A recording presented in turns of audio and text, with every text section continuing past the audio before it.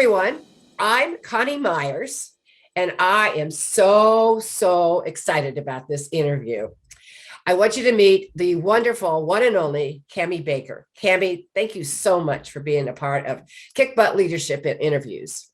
Kick Butt Leadership. I couldn't have come up with a better name myself. It's wonderful, Connie. Glad to be here.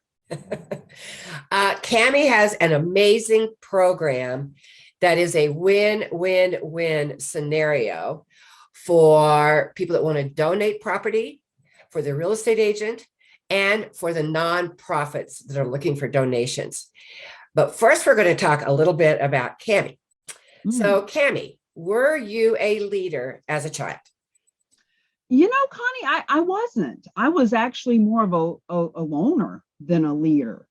But I think having that time being a loner and just becoming comfortable with my own strengths and my own power, even as a loner, has helped me to become more of a leader in my adulthood. So, wow.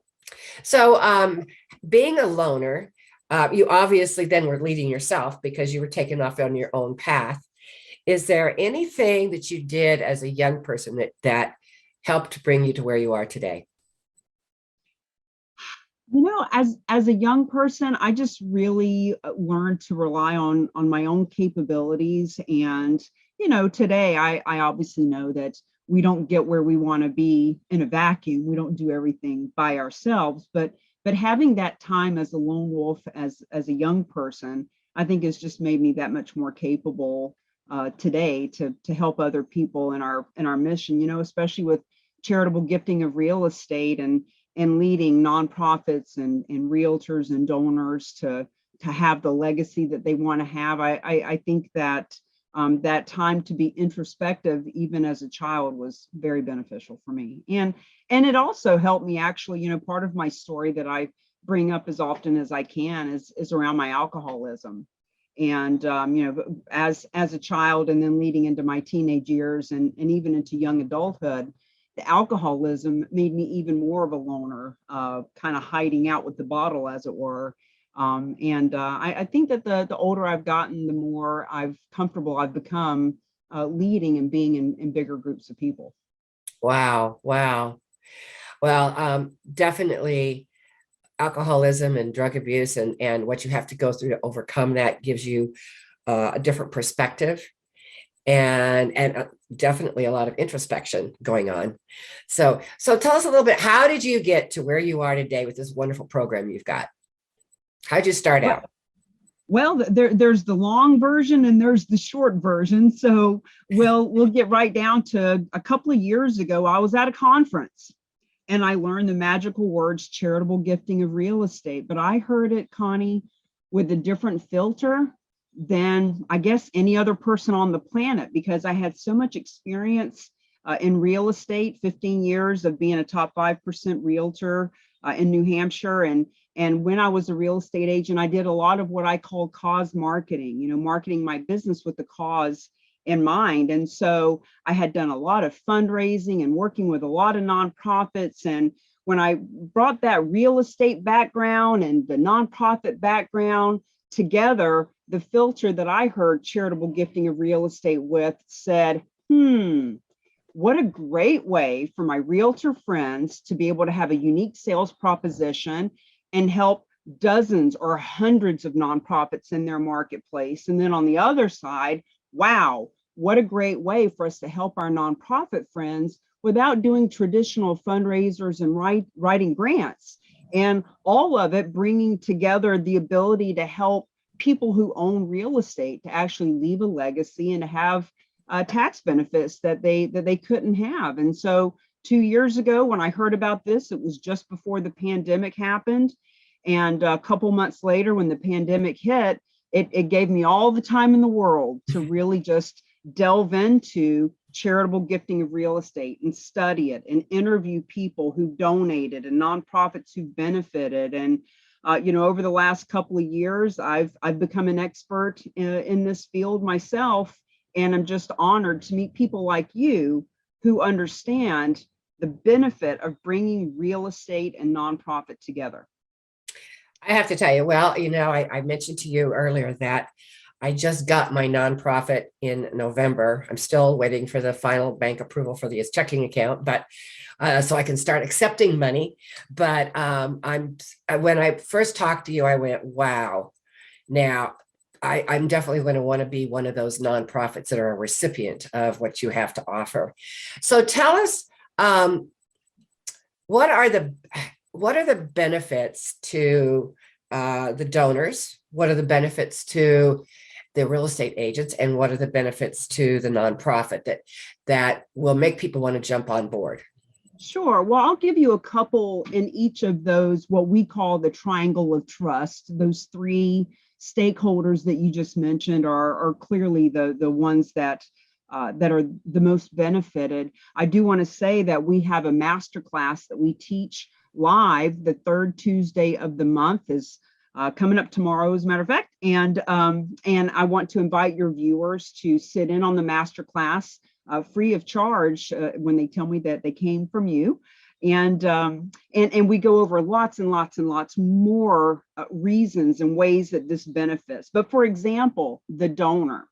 Now, first and foremost, it benefits them because they can finally leave the legacy that they truly want to, instead of being limited to the cash reserve that they have and having to pick and choose the nonprofits that they have enough cash to give to. They can actually donate from their wealth bucket of real estate. So first and foremost, it gives them the ability to give more, which is what they really want to do. However, from a tax perspective, there's two basic reasons that they benefit. Number one, no capital gains tax on that which they donate, which is a big deal in today's market. Number two is that they can write off the appraised value as the basis for their tax deduction, which can save them hundreds of thousands, in some cases, millions of dollars in taxes. So that's one reason for the donors. Shall I go ahead and give you why it benefits the nonprofits? Please do. Well, look, the average gift from a gift of real estate, the average donation is $550,000. So, we'll just use your nonprofit as an example. Traditional fundraisers take you 3 to 6 months to put together, and committee meetings and all those hours and time, and asking our friends to buy raffle tickets and show up at an event that may or may not even happen in today's world. Instead of doing all of that, to just educate and inform and let the people that love you and want to support what you're doing know that you can benefit from real estate. $550,000 average donation, number one. Number two, with real estate, with nonprofits, what better way to be able to have someone like yourself partner with the real estate community than to be able to let your real estate friends know that they can actually make money by helping your nonprofit. So share with us, I know this is my interview with you, but share a little bit about your nonprofit so that we can wrap our heads around how this would help your nonprofit. Well, it kind of goes along, just like you. I have a certification called Crisis Knowledge Management, and my goal is to help 30 million people be better prepared over the next 5 years. In order to do that, the real estate community is by far the best source for that, because they're out there trying to make a difference in the community anyway. So, and just like you, making a difference is very important to most realtors. So my nonprofit, the mission of it is to educate, to provide support, including things like we have an initiative called Kits for Kids, that we want to put an emergency kit in the hands of every child. And by doing so, just maybe the parents will decide they need to have an emergency kit and they need to have plans. So we're wanting to offer education and support and resources that will help people to be better prepared for not just natural and man-made disasters, but other kinds of crises that happen as well. And as we've seen, our world is really turned upside down when it comes to what's happening, from the pandemic all the way up to floods and storms. And last week on Saturday, a tsunami. So, so it's all about giving back and helping to educate the public on what they really need to do to save their lives and to be better prepared for recovery. Well, so Gifts of Real Estate, how this helps your nonprofit is, instead of getting tied up in all that fundraising, and nonprofits spend so many hours, days, weeks, months out of every year fundraising. If we can help you just stay on your mission, do that which you were created to do instead of wasting a whole bunch of time fundraising, let's just get you funded. I mean, 1 or 2 or 3 donations a year would create a lot of those kits for the kids that you're talking about. And then a couple of reasons that this benefits the real estate agents, as I've alluded to, they get paid a full commission. So every gift of real estate, I mean, every now and then there's a gift that's actually a piece of land or a building that the nonprofit can manage and move into and maintain. It might be the perfect building for their office, but the majority of the time, 99.9% of the time, when a donation of real estate is made, it needs to be sold. We've got to liquidate that property in order to give your nonprofit all of the money. And so we need realtors for that. We need listing agents all over the country. So we're paying them a full commission. And that's really important to say that, because when we say charitable gifting of real estate, a lot of the times realtors think, well, that's great and I want to help, but I don't want to work for free. That's okay. We don't want you to work for free. We want to pay you. So number one, the realtors get paid to do it. But another thing about it is it gives them such a unique sales proposition. This is the secret real estate niche that is funding nonprofits by the billions.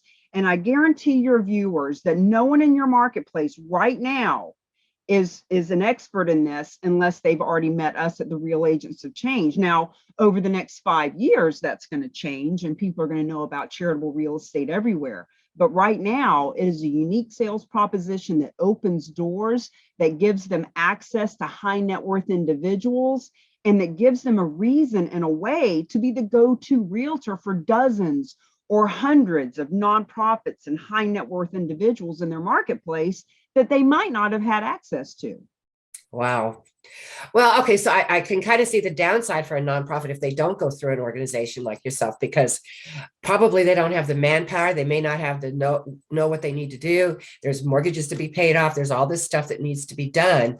So it's probably difficult for a nonprofit to try and take this on themselves. So it's probably the number one reason.